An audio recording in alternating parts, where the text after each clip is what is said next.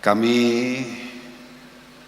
ditimbali ke sini, dipanggil ke sini dalam rangka untuk hormat Al-Habib Lutfi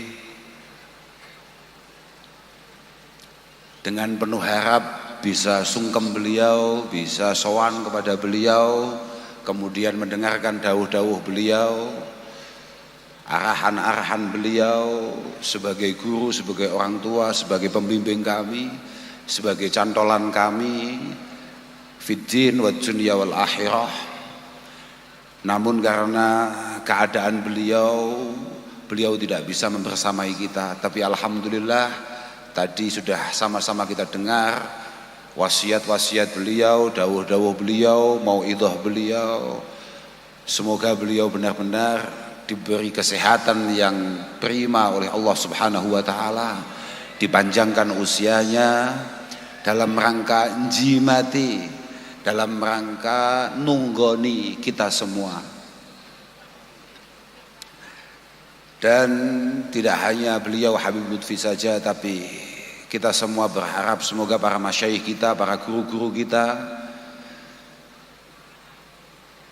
para habaib kita semoga selalu mendapatkan kesehatan, penjagaan, pertolongan dari Allah Subhanahu wa taala. Jadi saya kesini itu sebetulnya keinginan saya hanya pengen sungkem Mbah Habib Lutfi, dan kemudian ya pengen foto sama jenengan itu loh Bib. Saya itu pede sekali, cuman kalau ketemu jenengan agak turun kepedean saya. Ya jadi jenengan itu ya hanya menang darah saja sebetulnya jenengan sama kita itu. Sebetulnya iya Bib. Kita ini kalau sudah duduk bareng ya tidak terlalu kalah, tapi setelah saya amati memang darah kita berbeda. Ya sudah, tidak apa-apa. Yang penting moga-moga jenengan tetap ingat saya, ingat kita semua, baik di tempat ini, malam ini, sampai besok di hadapan Allah Subhanahu wa taala. Wah, Pak Ketua PC wis salaman-salaman ngono bahaya.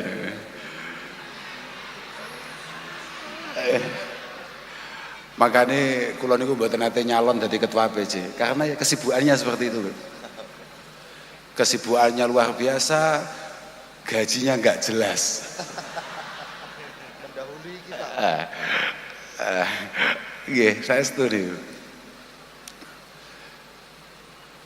Tadi sama-sama kita dengar dan mungkin sering kita dengar bahwa ada beberapa poin yang disampaikan oleh Habib Lutfi kepada kita semua. Bukan hanya video tadi sebetulnya, hampir setiap kesempatan. Yang paling menarik dari Mbah Habib Lutfi itu adalah bagaimana kita sebagai generasi penerus benar-benar memiliki kebanggaan, kecintaan, memiliki kepedulian, kepekaan terhadap bangsa ini. Mbah Habib Lutfi bukan orang yang selalu menyanyikan atau mendengungkan hubbul waton minal iman, tapi beliau benar-benar mengamalkan, menjiwai betul bahwa penumpuk keimanan beliau, pemupuk keimanan beliau diantaranya adalah bagaimana membangun republik tercinta ini. Yang akhir-akhir ini cinta tanah air sudah mulai memudar atau bahkan mulai dianggap tidak memiliki dasar. Padahal hubbul waton, mencintai tempat di mana kita dilahirkan, tempat di mana kita tumbuh berkembang, tempat di mana kita dibesarkan, ini adalah sunnati Rasul sallallahu alaihi wasallam. Ini adalah perilaku yang memang benar-benar dilakukan oleh Rasulullah Muhammad sallallahu alaihi wasallam. Mohon maaf ya. Jadi kalau ada beberapa orang kemudian berkomentar bahwa mencintai negara itu tidak memiliki dasar, tidak sesuai dengan apa yang dianjurkan oleh Rasulullah, apa mereka lupa bahwa hampir semua kitab-kitab hadis khususnya Bukhari, Muslim menampilkan ketika hadis bad'il wahyi, ketika hadis menceritakan kapan dimulainya wahyu turun, itu Rasulullah sempat diantar oleh istri tercintanya Dewi Khadijah, nenek panjenengan Bib. Iya, neneknya Mbah Habib. Dan mungkin ketampanan beliau karena ada darah Sayyidah Khadijah Al-Kubra, diantarkan kepada sepupunya corawae dhewe misanane namanya Waraqah bin Naufal. Kemudian Waraqah bin Naufal sebagai ulama Yahudi, sebagai rahib, beliau sebagai pendeta, beliau memastikan bahwa Rasulullah adalah utusan Allah Subhanahu wa taala, dan yang mendatangi beliau adalah namus, adalah malaikat Jibril alaihi salatu wassalam. Kemudian beliau menceritakan tantangan-tantangan yang akan dihadapi oleh Rasulullah. Rasulullah sama sekali tidak komentar, tenang. Ketika dikatakan Rasulullah akan dibuli oleh Quraisy, akan dicaci maki, dilempari kotoran dan lain sebagainya, Rasulullah tenang. Sampai kemudian ketika disampaikan, nanti pasti kamu akan saya bantu ketika kamu sudah diusir oleh kaummu dari Makkah ini, kamu pasti akan mendapatkan bantuan saya ketika kamu diusir, dikeluarkan dari negeri tercinta Makkah ini. Itu langsung Rasulullah beraksi. Kan laitani hayyan hina yuhrijuka qaumuk, langsung Rasulullah langsung komentar, awa muhrijiyahum, apakah mereka akan mengusir saya? Ini menunjukkan secara basyariah, apa ya basyariah bahasane? Napa nggih? Secara naluri Rasulullah sangat keberatan untuk kemudian meninggalkan tanah airnya. Makanya Ibnu Abbas radhiyallahu taala anhuma meriwayatkan ketika Rasulullah keluar dari gua. Jadi haraja Rasulullah sallallahu alaihi wasallam anil ghar lailan muhajiran khaufat talab. Beliau keluar dari gua itu tengah malam. Oh gini, haraja min ghairi tariq lailan muhajiran khaufat talab. Beliau keluar kemudian menuju jalur yang tidak semestinya. Jadi jenengan ini Beb, ini solawatan di apa namanya? Badan niki lho apa jenenge? Simpang apa lek ngaran? Simpang 5 Gumul. Kalau dari kota mau ke Pare, mau ke wilayahnya Mas Agung itu sebagai Pak Kapolres itu, panjenengan harusnya lewat sini. Lah artinya Rasulullah itu harusnya dari Mekah ke Madinah itu harusnya jalurnya sini, katakan begitu. Tapi karena menghindari kejaran Quraisy, beliau keluar dari jalur utama. Tapi ketika beliau sudah kembali ke jalur utama, kebetulan beliau berada di Juhfah, beliau kemudian dawuh kepada Abu Bakar As-Siddiq sebagai teman setianya, mengatakan, ini apa enggak jalur ke Mekah? Iya. Beliau langsung irtamma Rasulullah bisyauqi Makkah al-Mukarramah. Rasulullah langsung susah, Rasulullah langsung prihatin karena betapa rindunya beliau, padahal belum lama beliau meninggalkan itu. Artinya apa? Bahwa mencintai tanah air itu memang dari dulu, Pak. Makanya Sayyidina Umar ibnul Khattab radhiyallahu taala anhu, salah satu sahabat terbaik yang dimiliki oleh Rasulullah sallallahu alaihi wasallam, beliau mengatakan, laula hubbul watan la haruba baladusu, la haruba baladusu wala ummiratil buldan, wala ummiratil buldan. Kalau tidak ada cinta tanah air, tidak ada cinta tanah kelahiran, maka pasti daerah-daerah terpencil tidak akan pernah tersentuh, karena rakyat yang berada di sana, yang hidup di sana, itu tidak memiliki kecintaan untuk membangun daerahnya. Ini Mas Bupati yang itu, Mas Bupati itu dari kecil tidak pernah di sini sebetulnya. Beliau itu tidak pernah di sini. Beliau ini sekolah di beberapa daerah, salah satunya di Jogja. Bahkan mungkin beliau lebih lama hidup di Jogja dan di Jakarta daripada di Kediri. Tapi mungkin karena kecintaan beliau kepada tanah leluhurnya, tanah tumpah darahnya, kemudian beliau merelakan untuk kembali ke Kabupaten Kediri untuk mencoba berkhidmah, mengabdi, membangun Kabupaten Kediri. Kira-kira, itu mek kira-kira tok. Lah wong kudune kaya Mas Bupati iku kudune pancen mestinya kan gak patek pengen mulai hasil ini. Artinya mungkin ya hanya karena desakan cinta terhadap tanah leluhurnya lah yang kemudian membuat beliau kerso untuk pulang. Ya muga-muga pengabdian beliau di Kediri benar-benar dimudahkan oleh Allah Subhanahu wa taala.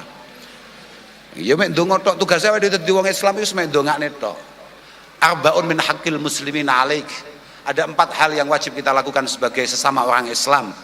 Antu'ina muhsinahum, kalau ada orang baik ya disupport, kalau ada orang pengen baik ditolong, dibantu. Wa antastaghfira limudznibihim, wa antastaghfira limudznibihim. Kalau ada orang yang melakukan dosa, kalau memang kita benar-benar santri, kita benar-benar orang Islam, kita benar-benar Ahbabul Mustafa, ya maka kewajiban kita adalah memintakan ampun kepada mereka yang masih ditakdirkan melakukan dosa.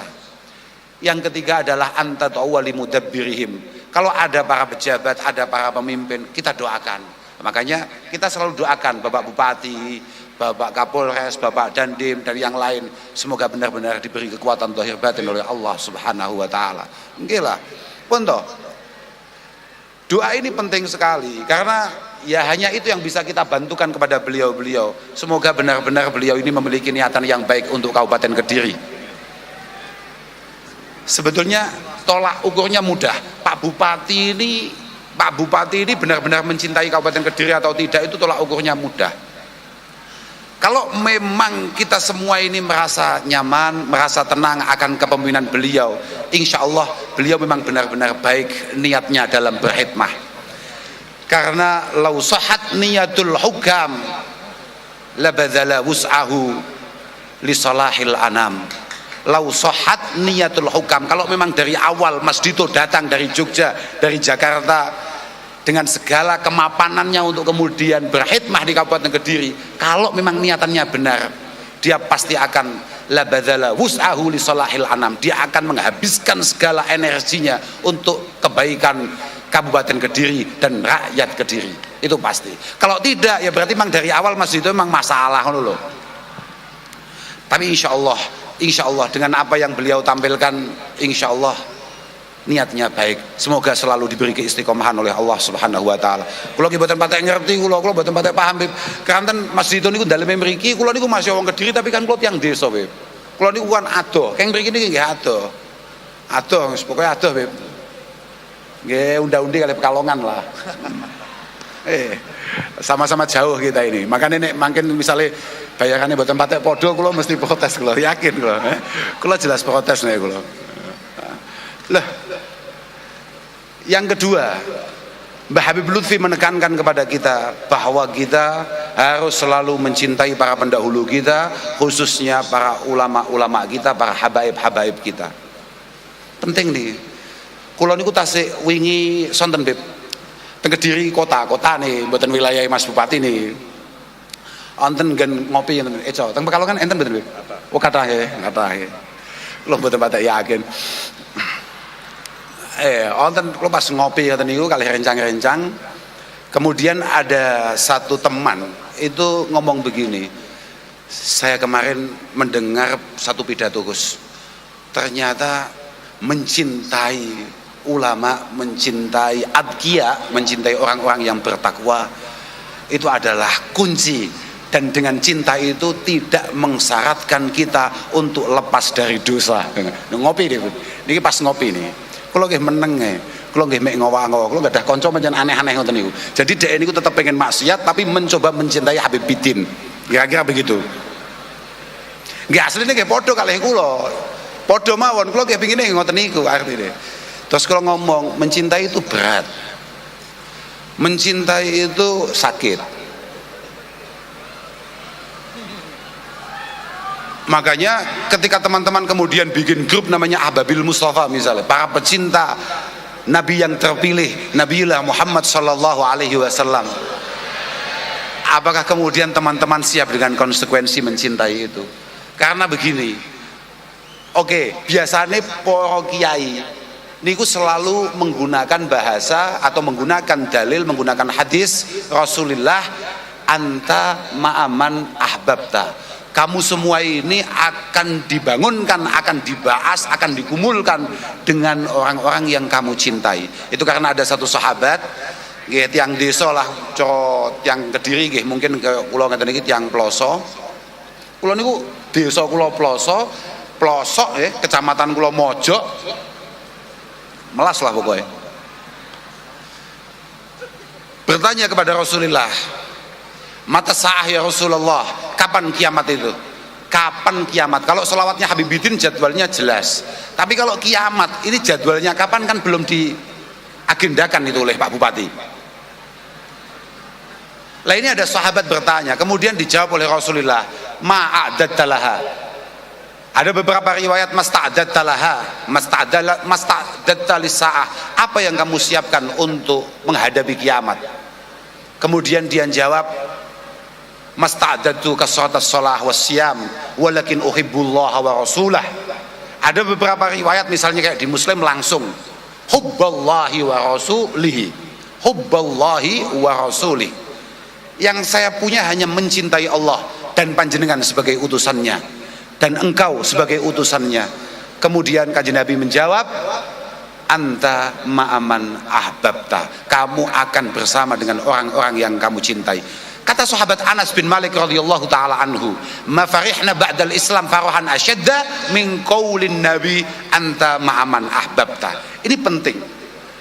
Statement sahabat Anas ini penting. Saya tidak pernah bahagia sebahagia ketika mendengarkan apa yang didhawuhkan oleh Rasulullah, kamu akan bersama dengan orang-orang yang kamu cintai. Fa'ana uhibbullaha wa rasulahu wa Abu Bakrin wa Umar wa illam a'mal bi'amalihim. Karena saya ini mencintai Allah, Rasulullah, Abu Bakar, Sayyidina Umar, walaupun saya tidak mampu beramal sebagaimana beliau. Tidak mungkin orang-orang kayak saya, yang mungkin kayak jenengan untuk kemudian bisa memiliki kedekatan dengan Allah sebagaimana Mbah Habib Lutfi. Jangankan Habib Lutfi, putranya saja Mbah Habib Zainal Abidin, kita sulit untuk menirukan itu. Tapi siapa tahu bi barakatil mahabbah, dengan berkah cinta kita kepada beliau-beliau, kemudian kita tetap bisa dikumpulkan fi yaumil mahsyar, fi yaumil qiyamah. Allahumma amin. Lah, gara-gara hadis itu kemudian teman saya yang gak jelas tadi itu tanya, berarti cinta ini penting Gus, penting kula demen kalih kiai-kiai, sementing kula demen kalih jenengan. Oh gak iso, demen aku gak iso. Wah, aku tok gak jelas, ora usah mau demeni. Nasib saya sendiri tidak jelas, kamu cari orang yang kamu cintai yang lain. Tapi saya akan menceritakan, kemarin tidak saya jawab, tapi hari ini akan saya jawab, bahwa al-mahabbah ini terakhir ini bab cinta ini terakhir ini. Habis ini langsung pulang saya. Karena kayaknya beda saya dengan Habib Zainal Abidin. Saya cerita bahwa di beberapa kitab kita mengatakan bahwa al-mahabbah yakni mahabbatullah, inna mahabbatullahi subhanahu wa ta'ala hiyal ghayah al-quswa. Cinta kepada Allah ini adalah ujung minal maqamat, dari semua makam, dari semua tujuan kita untuk menghadap kepada Allah. Yang paling istimewa, yang paling tinggi tingkatannya itu adalah makom mahabbah, makom cinta. Karena fama ba'da idrakil mahabbah huwa samratun, hiya samratun min simaril mahabbah. Karena apapun setelah mahabbah itu ada pada diri kita, Itu semua hanya buah daripada cinta tersebut. Jadi barokah cinta, kemudian kita ada ridho bima qaddarallahu lana, dengan apa yang ditakdirkan Allah kepada kita. Kita ada al-ungsu, kita ada apa namanya? Ungsu niku napa nggih? Anis itu ketenangan. Kita ada ketaatan, kita ada ketakwaan. Ini semua adalah buah daripada mahabbah. Cuman yang sering kita lupa bahwa mahabbah itu punya syarat rukun yang harus kita lakukan sebelum mahabbah itu ada. Salah satunya adalah at-taubah. At-taubah, tobat, sabar, zuhud, dan lain sebagainya. Lah, kemudian kita potong, yang penting kita cinta. Nah ini, ya enggak apa-apa. Yang penting berarti kalau memang kita benar-benar cinta dengan orang yang kita cintai, misalnya Rasulullah Shallallahu Alaihi Wasallam, jenengan harus ingat, Asy-Syaikh Hasan Al-Basri itu mengatakan bahwa mahabbatul Rasul Shallallahu Alaihi Wasallam, mencintai Rasulullah itu aslinya adalah fadzalika an mahabbatillah, itu hanya karena kecintaan kita kepada Allah. Wa kadzalik mahabbatuna ila auliyaihi wa adkiyaihi wa sulahaihi. Begitu pula kecintaan kita kepada para ulamanya, kepada para habaibnya, kepada para kekasihnya. Sampai nek ngomong cinta Rasulullah, maka jenengan harus mencintai siapapun yang dicintai Rasulullah. Ketika jenengan mencintai Allah, maka jenengan juga harus mencintai siapapun yang dicintai oleh Allah. Sampai ngaku cinta mbek bojomu, maka jenengan harus berusaha maksimal untuk kemudian melakukan apapun yang kira-kira dicintai oleh bojomu, oleh istrimu. Niku pun mesti niku. Mergo fi'lul mahbub niku mahbub. Ya, fi'lul mahbub mahbub. Wa mahbubul mahbub. Perilaku orang yang kita cintai itu adalah dambaan kita, dan yang dicintai oleh orang yang kita cintai itu adalah yang kita cintai pula. Allah mencintai ulamanya, Allah mencintai habaibnya, maka kita sebagai hambanya yang mengaku mencintai Allah juga harus mencintai itu. Semoga cinta kita benar-benar dipupuk dengan baik oleh Allah Subhanahu wa taala, dan semoga bi barakatis shalah ala Nabi sallallahu alaihi wasallam Kabupaten Kediri dan sekitarnya benar-benar mendapatkan penjagaan dari Allah. Pokoknya muga-muga barokah iku mudhun tenan kanggo awake dhewe. Rahmate Allah barokah shalah mudhun nang awake dhewe. Lho Beb, niki Mbah napa nak kok Mbah sampean? Mas Bupati niki hebat lho. Sakniki sholawatan benjing niku wonten ora orkes blok cah desa. Kowe aja ngetok-ngetoki desamu konser. Orkes bocah kempluk. Wong kadung gak pamerne awake dhewe luwih menarik tinimbang Pekalongan kok malah orkes bocah geblek. Aja sampai ketok desane awake dhewe gitu. Besok itu akan ada konser. Oh, ini buktinya, Beb. Ini pasti di atas 30.000 orang ini, Beb. Pasti di atas 30.000 orang. Bayangkan, orang Kediri begitu, Beb. Diajak sholawatan, super semangat untuk acara konser. Ya pokok datang begitu saja. Ya begitu. Oh, kalau loh, ya Pak. Sesok kan teko kan, tapi semangatnya mesti semangat hari ini, Beb. Pasti lebih semangat untuk bertemu dengan jenengan daripada bertemu dengan Raisa.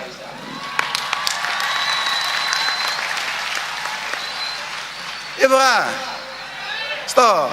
Pokoknya Kak Jalo sak Kabupaten Kediri nek ono acara-acara kayak malam ini, kayak sholawatan pengajian, kudu semangat. Ojo sampai kalah semangat nalika acaranya misalnya Mas Bupati toko-toko mek ngundang sopo misalnya.